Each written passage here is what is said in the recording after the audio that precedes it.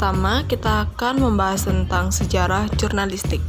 Pada zaman Romawi kuno, pada masa pemerintahan Kaisar Julius Caesar, dikenal yang namanya Acta Diurna.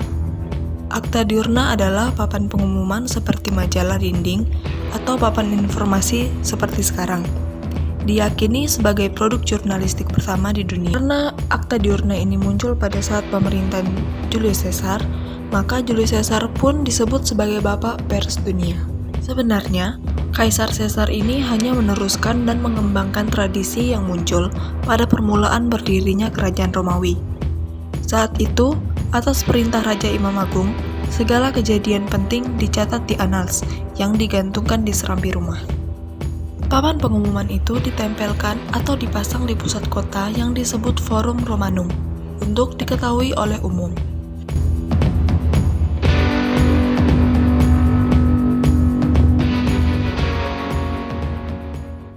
Saat Acta Diurna kemudian disebarluaskan, saat itulah muncul para diurnari, yakni orang-orang yang bekerja membuat catatan-catatan tentang hasil rapat senat dari papan Acta Diurna itu setiap harinya.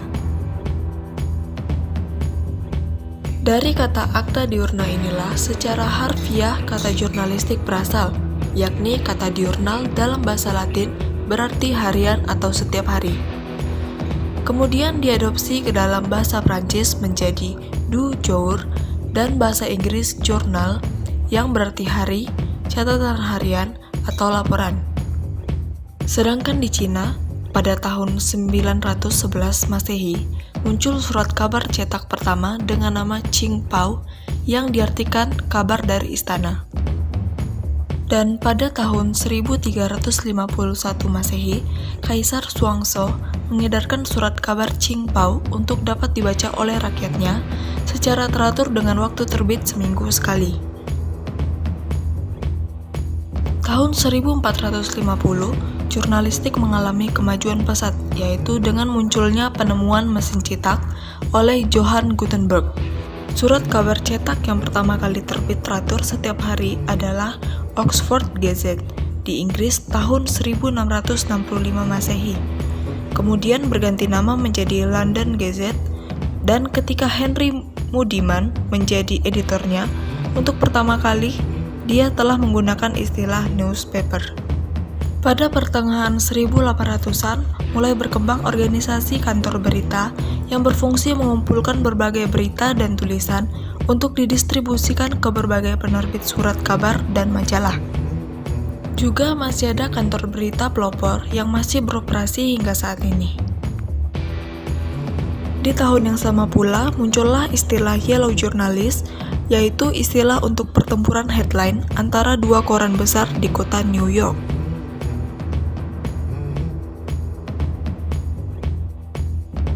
Jurnalistik memegang peranan penting dalam jalannya komunikasi massa. Untuk lebih memahaminya, berikut ini adalah 10 hubungan jurnalistik dengan komunikasi massa. Yang pertama ada penyampaian informasi. Jurnalistik sangat berperan penting dalam menyampaikan informasi pada khalayak ramai. Komunikasi massa akan membutuhkan jurnalistik untuk menyampaikan informasi. Dalam hal ini, dengan menggunakan media komunikasi, maka komunikasi massa akan lebih lancar untuk disampaikan. Yang kedua yaitu memberi hiburan. Dengan adanya kreativitas dari seorang jurnalis, maka sebuah pesan tentu akan menjadi lebih menyenangkan untuk dilirik. Penyampaian berita atau pesan akan tampak lebih menarik dengan tambahan musik, gambar, atau bahkan video. Yang ketiga ada pemberi pengaruh. Hubungan jurnalistik dengan komunikasi massa, yaitu jurnalistik juga mempunyai kekuatan untuk memberikan pengaruh pada massa dalam sebuah komunikasi massa. Pengaruh tersebut bisa berupa pengaruh yang baik atau bahkan buruk. Yang keempat yaitu mendidik masyarakat. Jurnalistik juga mempunyai peran dalam mendidik masyarakat lewat sebuah komunikasi massa. Misalnya saja pada penyuluhan narkoba. Ketika melakukan penyuluhan narkoba, selebaran yang disebarkan kepada masyarakat akan memberikan informasi mengenai cara mencegah pengedaran narkoba di lingkungan sekitar kita. Yang kelima, mengenalkan seni. Dalam penyampaian sebuah pesan kepada khalayak ramai, Jurnalistik tentunya akan memberikan sentuhan ide yang menarik di dalamnya. Penggunaan ilustrasi atau sentuhan seni lainnya biasanya diikutsertakan dalam sebuah komunikasi massa. Yang keenam, menginspirasi. Dalam sebuah komunikasi massa yang mengandalkan jurnalistik di dalam penyampaiannya, tentu juga membutuhkan komunikasi visual yang menarik. Dari gambaran yang menarik inilah, biasanya masyarakat akan lebih terinspirasi untuk melakukan sesuatu yang disampaikan. Yang ketujuh, ada menarik perhatian. Kekuatan jurnalistik dalam menarik perhatian memang tidak bisa dipungkiri lagi. Bahkan sebuah informasi yang sepele sekalipun akan mendapatkan banyak perhatian ketika jurnalis mengubah cara penyampaian informasi tersebut hingga ribuan bahkan jutaan orang melihatnya. Di urutan ke-8 ini ada pengatur norma sosial.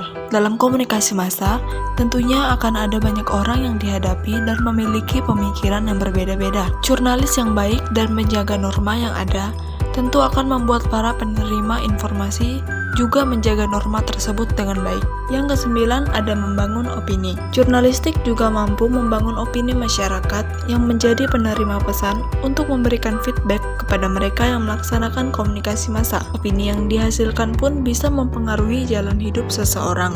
Baik, yang terakhir adalah jembatan. Jurnalistik adalah jembatan yang netral yang sangat cocok digunakan oleh pemerintah ketika akan menyampaikan sesuatu kepada masyarakat. Jurnalistik akan menyampaikan pesan pemerintah kepada masyarakat dengan sangat baik agar masyarakat dapat menerima dan menyetujui pesan tersebut.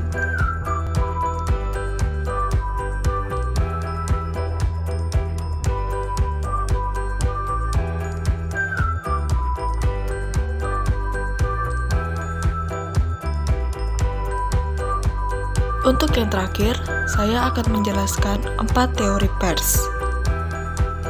Secara sederhana, otoritarian adalah bersumber dari kekuasaan absolut monarki dengan tujuan untuk mendukung negara dan kepemimpinannya.